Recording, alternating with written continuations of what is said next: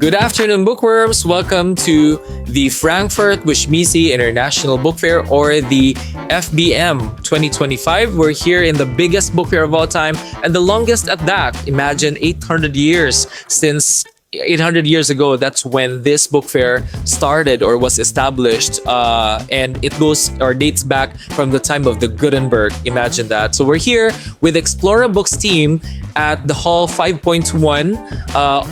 That's the hall 5, and that's level 2 actually, because normally here they use 0 for ground floor and 1 for second floor. So we're here at 5.1, and you have to look for booth D59. Now we have authors right here at the booth, so if you're in Frankfurt, go visit us right now. We only have 2 days more because we're on the 3rd day of our program, of our event right here, and we are privileged to have someone who has weathered all the storms and weathered all the struggles and obstacles in his life. He's standing firm, living beyond the timeline, and he has written a book that everyone should never miss out. You have to grab a copy of the book. The title is The Genome of Faith, and I'm here with the author right now, here live at Explorabooks booth D59, Dr. Ulysses Labilles. Hello, Dr. Uli. Welcome to Frankfurt. Yeah, thank you very much. I'm really delighted to be here in Frankfurt, and I believe God prepared me to be in Frankfurt because in the late 80s, I'm already taking a German language course back in the Philippines. It's called Goethe Institute Philippinen. Wow. And it helps me come by in my everyday ventures with Frankfurt.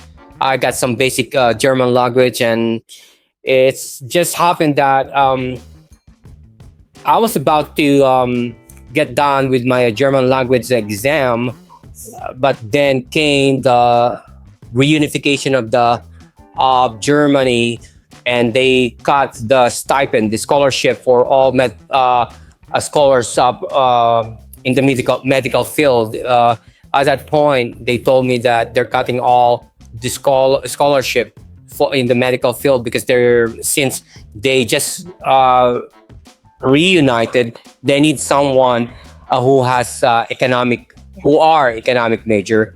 So that's my story for Germany. That's amazing. So you got to refresh yourselves with the German language, like Guten Morgen and Dachen. Yeah, good Morgen, Guten Tag, Guten Tag, Guten Nacht, and all those other terms. Yes. Or the gate is in, and everyone said, that means how are you guys doing, everyone? It's nice to get to refresh yourselves. Now tell us about the book, The Genome of Faith. Now before that, Dr. Yuli, I know that you have lived beyond the timeline, as what is written on the front page of your book, the title, A Life Unfolding Between Heaven and Earth. And this is a story of a person living beyond the timeline. For some of you who may not know, Dr. Yuli was diagnosed with stage 4 cancer, and 2 years ago, you were told that he's only gonna live for 6 months. Am I right? And now he is here standing with us. He was with us during the Manila Book Fair, and now you're here with us in Frankfurt, and I'm pretty sure that you'll be with us in London. Now tell us about that, Dr. Yuli. The irony of my story is that all of my published research paper is about non-small cell lung cancer. It is the kind of cancer that I was diagnosed with, and I don't smoke, but because of my research interest of precision oncology, they took a blood sample, and the medical oncologist was able to identify the mutated genes that I have that led to the development of non-small cell lung cancer. Yeah. It's called MAT exon 14. Wow. And another irony is that given that all of my research papers about the cancer, my dissertation also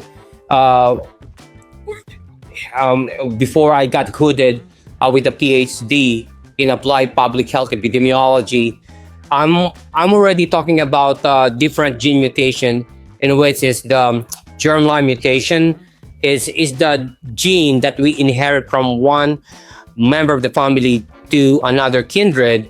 So if you have a family history of cancer that with germline mutation, whatever the mutated genes you have or your family member that had cancer can be passed on from one generation to another.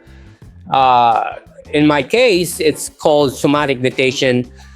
Is with my exposure to carcinogen. It's because of before, during, and after grad school, I work with cutaneous oncology, and which oncology is the one that I'm mentoring my pre-med student back home in St. Louis, Missouri, and all of them are excited to talk to me all the time. They bribing me with food. That's why I'm gaining weight. But they always tell me that, Dr. Yuli, we always love to talk to you, and the positive part of every conversation of my kids, the pre-meds at St. Louis University, they told me that, Dr. Yuli, I'm gonna take oncology when I'm in med school. So it's just a good thing that I'm doing positive stuff. Inspiring them. Even though I got a prognostic timeline, I usually joke around with my medical oncologist. Hey, my deadline is 6 months to a year to live. So I made it in October last year, and my 1 year I made it in April this year. Wow. It's because of my research interest of precision oncology, and was told already during the days of President Barack Obama, when I got a letter from President Barack Obama and told me about precision oncology, and he read my dissertation, and he told me on his letter that, we have the same path of our life, that you lost your brother. I lost my brother from cancer, Yeah. and he lost his mom with cancer. So his letter is framed along with my medal as a member, a university chapter president of the Golden Key International Honor Society. So, and that's my accomplishment academically. But then during the pandemic, I was recruited by CDC Foundation, and I am the epidemiologist of the COVID-19 response corps, and I was detailed and assigned to Navajo Nation, in which my job is to coordinate with all of the states surrounding Navajo Nation. They call it Four Fingers, with Colorado, New Mexico, Utah, and Arizona, and that's why I coordinate with communication with COVID-19 testing, and then vaccination. And before CDC started the genomic sequencing of COVID-19 to identify the different variants of COVID-19, I already started it through Navajo Nation, in which when I started my job with CDC Foundation, my very first challenge is that being Navajo Nation is one of the poorest First Nation tribe in the United States. They don't even have running water to wash their hands. But I have to make sure that taking care of, to control the number of the sick, to control the number of people dying of the virus. Then came the United States Department of the Veterans Affairs, saw my career footprint of infectious disease epidemiology, actually, I am a chronic disease epidemiology, and in which my dissertation is about research on cancer. But then, because of pandemic, they recruited me as an infectious disease epidemiology, and now I'm back with the chronic disease epidemiology, in which at least four of my research paper on non-small cell lung cancer is published with different journals, and then Wow. I then in 2023 November, I had a severe headache, and I and a friend of mine called 911, and the EMT picked me up to take me to ER, and they run a brain MRI and CT scan during the day. It's November 2nd, in 2023, and then they found a tumor in my brain. That's when it all started, Dr. Yun. That's all started, and then they they did a needle biopsy on my lymph node on my neck, and then that's how they diagnosed that my primary lesion is non-small cell lung cancer, and it's already spread to my brain. And they before they remove the tumor in my brain, the neurosurgeon gave me a heads up. They told me, Dr. Yuli, there's a lot of things that could happen during the procedure. You might lose your memory because the tumor on my brain is the right chemist for my brain. And as soon as the procedure was over, and I'm recovering, I was at the recovery room. I started testing my cognitive reserve. I starting to write, with my with the manuscript on precision oncology, and Dr. Kim, my neurosurgeon, asked me, "What you're doing, Yuli?" And told him I'm testing my cognitive reserve, and then after a few weeks, I was discharged from the hospital, and that's the time when I decided to test my cognitive bandwidth and to test my threshold, if I could still see, if I could see if I lost some memory. Yeah. But I didn't at that time. Then I start writing this book. Wow. And in 2023, and I got done in May 2024, and it got published in 2025, in May 2025. And I continue to work with the United States Veterans Affairs. I used to work with a VA in St. Louis, Missouri. But right now, I'm a research associate of the VA Long Beach, back in California. It's home. California is home for me. That's where my family lives, and my new team never gave up on me, including my chief of staff in the VA Long Beach and the undersecretary of the Veterans Health Administration, Dr. Steven Lieberman, never gave up on me, and because he knows my work, I work with him with my lecture series about long COVID. That may be a good training for me to be on a podcast at some point. That I'm probably working with Explora about a podcast on anything about my book, about what I've written. I'm going to discuss that podcast about the premise of my book, and to share to anyone who are terminally ill, and that if once you have a poor prognosis, it's all about faith. It's all about God. That's why that's the meaning of the genome of faith. The genome, biologically, the genome is about it's our made up DNA made up our genes.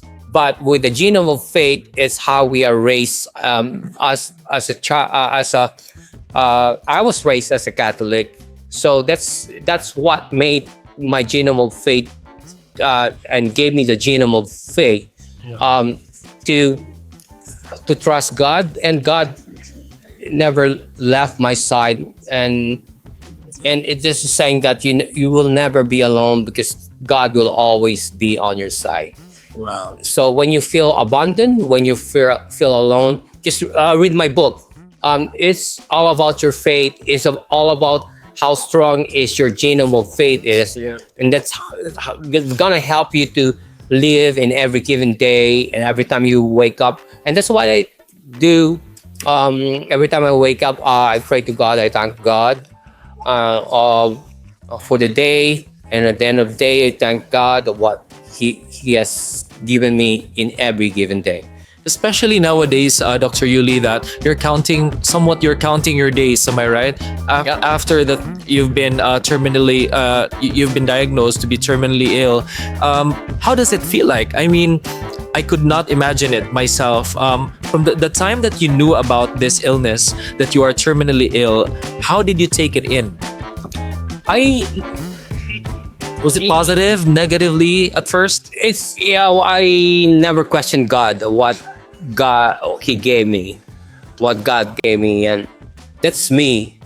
If something bad happened to me, I pick myself up and stand up and function myself as a productive member of the community. Yeah.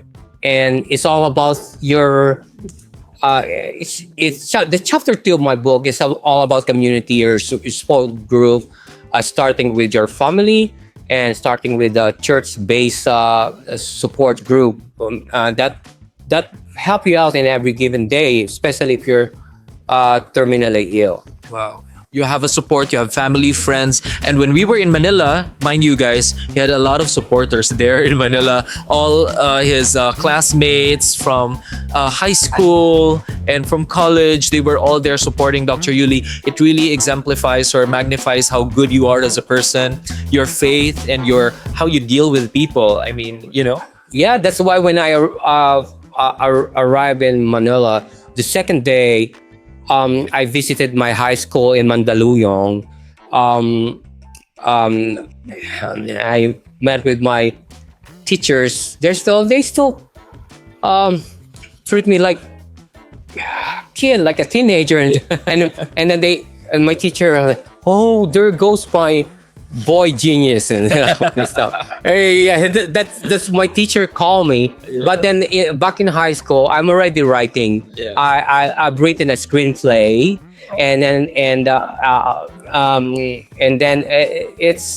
it was played in a school program at that time. So and I the talent, right? Yeah, and I donated a number of my book, about 8 or 10 copies. Donated to the school library so that everyone could read my book. Wow, amazing. Yeah. And people would get to know more about your life. Now, what are the readers going to expect from that book, Dr. Yuli? Is this going to be, I'm sure it's going to be inspiring, full of hope, and it's going to be something that would make them feel that their, faith is so important. What is the very core message of your story? The core message: don't give up. In every given day, pray to God and thank God. If you want to ask God to help you out, He will help you out. It's just like yesterday,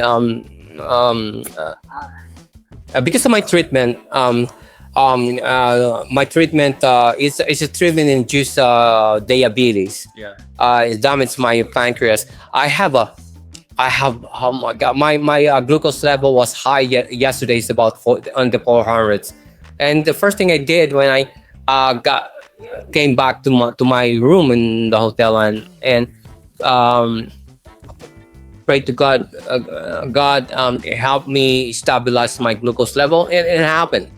Yeah, and so every time you feel stuck, you feel alone, just Hold on to nervous. call, pray, and ask God, and he'll, I mean, he will help you out. He will answer your prayers for sure. Yeah, answer my prayers. Yeah. Yeah, amazing. The Genome of Faith. It's now available on Amazon, Barnes and Noble, Waterstones.com. Amazing, and it's already available worldwide. So if you are either you are in Canada, in Vancouver, wherever you are, or in the Pacific, in Asia, in the Philippines, you were there. It's already available worldwide. So if you want to grab a copy of this book, please do so by scanning the QR code on screen right now. Grab a copy now, or if you're in Frankfurt or in Europe, come visit us here at 5.1 D59. That's Hall 5.1, the second floor of Hall 5. D for dog, D59. It's and Dr. Yuli is here to entertain you with questions, and of course, if you want to grab more copies, it's already available on Amazon. Dr. Yuli, thank you very much for being with us, and it's our pleasure to see you again. And I'm pretty sure that you're gonna live more and more and more years because of your faith. Yes. We pray for that. Thank you, guys. Thank you very much. Again, the Genome of Faith, written by our very own Dr. Ulysses Labilles, is available on Amazon. Scan the QR code right there. Or do you have a website, Dr. Yuli? Not yet, right? Yeah, I have a website. It calls One Nation's Echo. One Nation's Echo. Yeah, it's all about my long COVID lecture series. Wow. So, but that's all I have at this point. Always my YouTube interview from other organization about my book too. Wow. Yes, and my rating at this point with Amazon is a 5 stars out of 5. Wow. So I'm all good. But yeah, grab a copy and enjoy my book. Yep, and we're gonna make sure here at Explorer Books to get to as many people as we can. We're also giving out some merchandising items. You can see it here, merchandising items, the Genome of Faith. Talks about genes, but let's talk about faith at the same time. Science and spirit come together in this beautiful book, one-of-a-kind book coming from Dr. Ulysses Labilles. This has been Joel and Dr. Yuli. See you next time, yes? Yeah, and thank you very much. You're very welcome. Everyone. And I have a podcast coming up. I don't know when it's going to start, and I'll be talking any topic that you want. It's about cutting edge treatment with chronic disease with cancer, and of course about my book. I'm not a pastor. I cannot promise to talk about about faith, but I'm living example about faith and with God's help.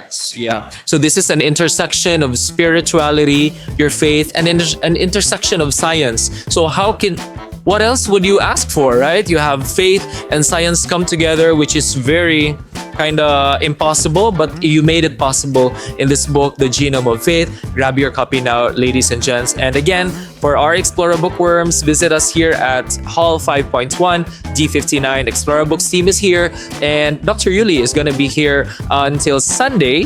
Am I right? Saturday and Sunday is the 3rd day right now, and we still have the 4th and 5th day coming up. We're still going to be here, and we'll be talking and learning more from Frankfurt Book Fair. And again, we'll also be seeing Dr. Yuli hopefully in London by next year. So please do grab the chance. If you're close to London, go visit us then on March 2025. Yeah. See you again next time. March 2026. 2026. I'm sorry for that. 2026 next year, we'll be in London, and you're going to meet him in person, in flesh, Dr. Ulysses Labilles. Thank you once again. Thank you, and come over and see us and meet new friends from Canada. Yes. And we have a lot of people here from different country, and it's gonna be a good experience. Yeah, very good experience. Thank you very much, Dr. Yuli, once again. We're so glad that you are here with us from Manila to Frankfurt and to London on March 2026. See you once again, Explore Bookworms. This has been Joel, and goodbye for now. All right.